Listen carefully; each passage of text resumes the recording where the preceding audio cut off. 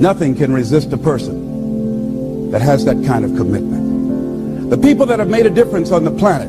When John F. Kennedy said, we will go to the moon in the next decade, he spoke it. That was a commitment, and people shared that vision. People bought into that. We've had all kind of examples in history where people have made declarations, who have committed their lives to bring about a difference. There are people who are taking a stand today against hunger. I guarantee you it will be a part of our past at some point in time. Someone took a stand against polio. It no longer plagues us as it once did, because someone said, it is my commitment to eradicate it from the face of the earth. Someone made the commitment. The reason that we're here and enjoying the democracy that we have, someone made a commitment that whatever is required, if it means that I die. I remember Paul Robeson, here I stand, for I can do no other. And that's how you must be.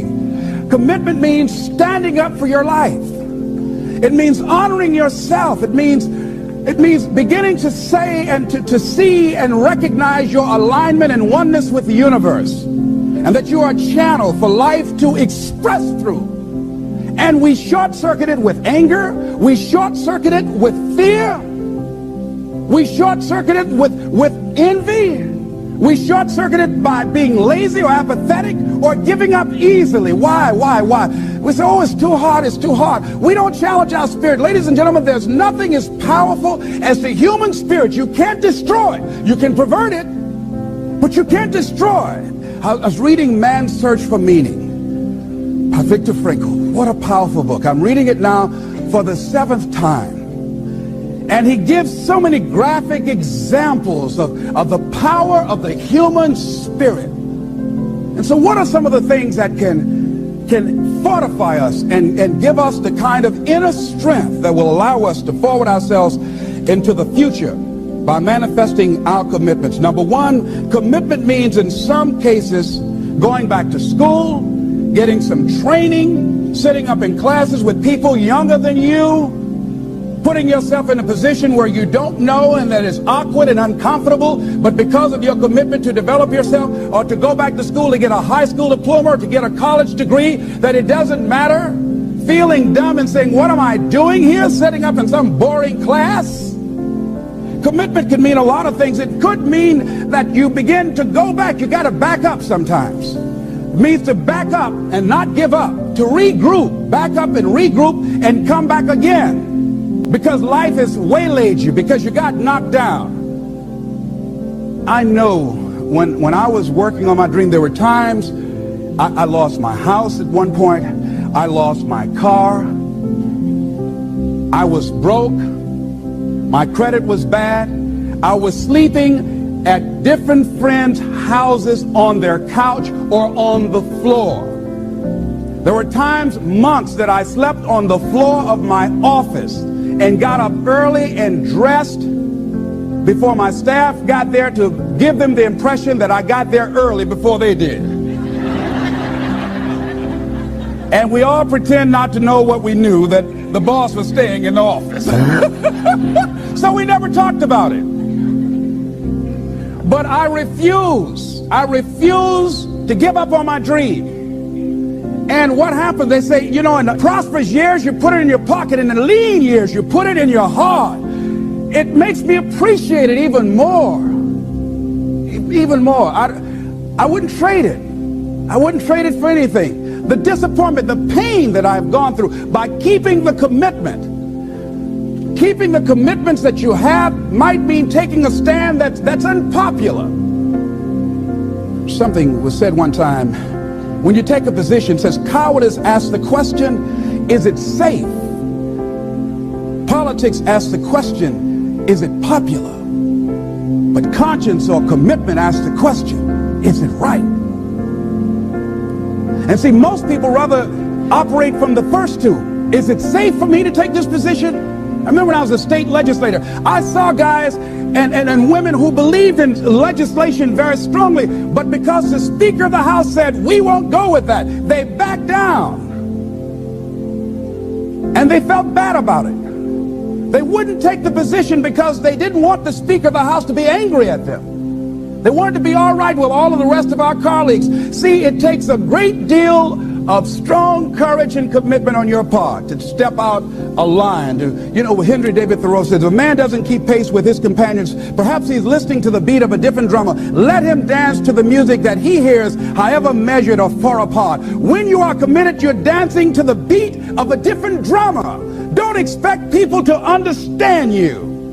Don't expect it to make sense to anybody why you've got to do this, why you have got to go, why you leave. This is a good job. I'm going. They pay you well. I'm going. You just a few years from retirement. I'm going. Why? I don't understand. You don't have to. Here's what I suggest. Number one, that does happen. So take total responsibility for it. Just own it. Don't make any excuses on why you gave in or why you didn't come through. Just own it and face the flak, whatever it is, and stand up inside yourself. Next thing is, assess the situation. How did you get here? What happened that you broke down, that you had a breakdown and you surrendered? What happened? What was going on? See, when I used to go on a diet, and I no longer do that, I've made a commitment to a healthy lifestyle. I used to eat up until 12 midnight on Sunday. Anything that wasn't moving. And on Monday, I would get up and eat a fruit, light fruit breakfast, and for lunchtime, I would fix some broiled chicken and meticulously peel the skin off and eat the chicken, and then eat the skin.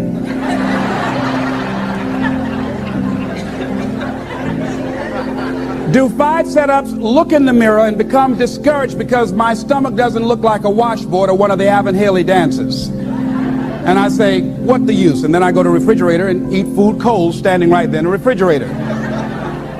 So when I evaluated where I broke down, I realized I can't have junk food in the house. So I changed my route.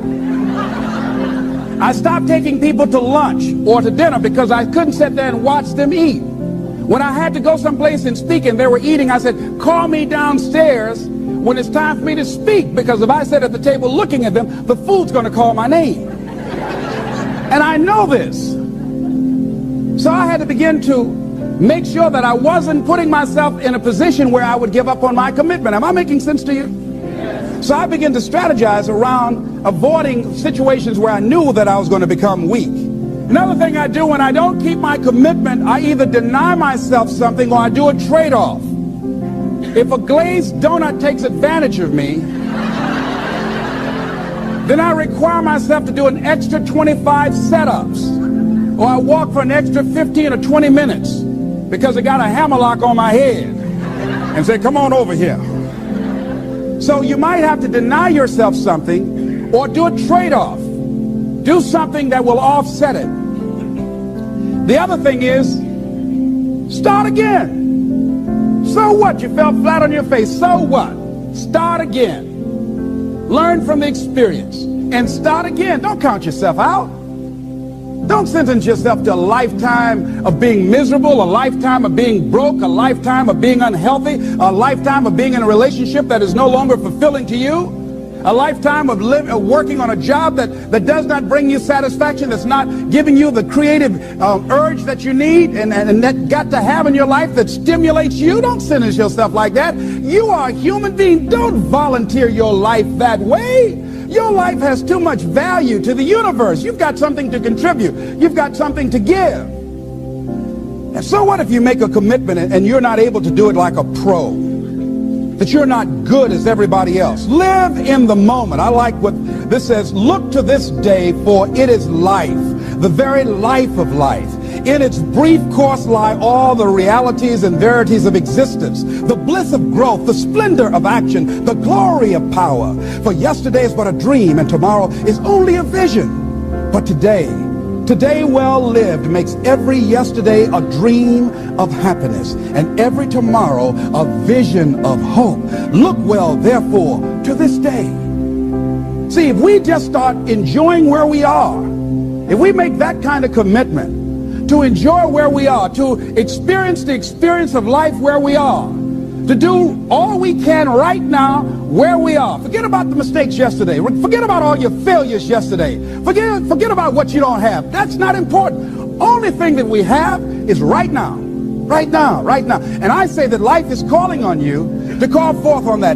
The optimists, which I think one of the most positive groups in the world, they have something called the Optimist Creed, and I like, it says promise yourself. I changed it to commit yourself, because I think that commitment has more power than promise. It says commit yourself to be so strong that nothing can disturb your peace of mind, to talk health, happiness, and prosperity to every person you meet, to make all your friends feel that there is something in them, to look at the sunny side of everything and make your optimism come true, to think only of the best, to work only for the best, and expect only the best, to be just as enthusiastic about the success of others as you are about your own, to forget the mistakes of the past and press on to the greater achievements of the future, to wear cheerful countenance at all times and give every living creature you meet a smile, to give so much time to the improvement of yourself that you have no time to criticize others, to be too large for worry, too noble for anger, too strong for fear, and too happy to permit the presence of trouble. Commit yourself to these things. Isn't that powerful? What a commitment to make with your life. Commit yourself to stretch, to get outside of your comfort zone and not be concerned about what people think about you, because they're thinking it anyhow.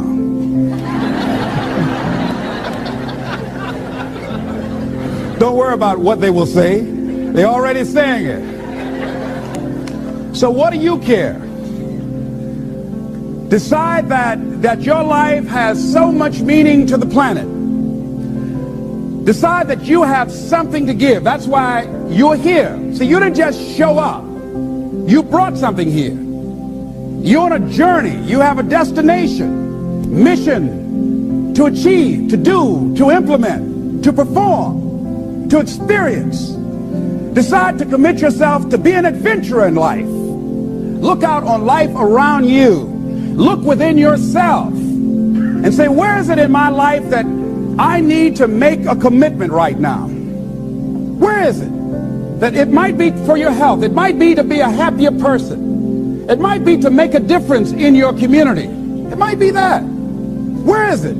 I say that commitment shows up, and the man or woman who has some idea, some dream that they've been nurturing within themselves, and no one believed it, no one saw it for them, that they weren't masters at it, they weren't experts at it, no one would build a statue and ever call their name and recognize them. They never made it to the front page of the newspaper, but they had something that was theirs, something that was their baby, something that they loved and they believed in, and they just did what they could with what God gave them with their dream.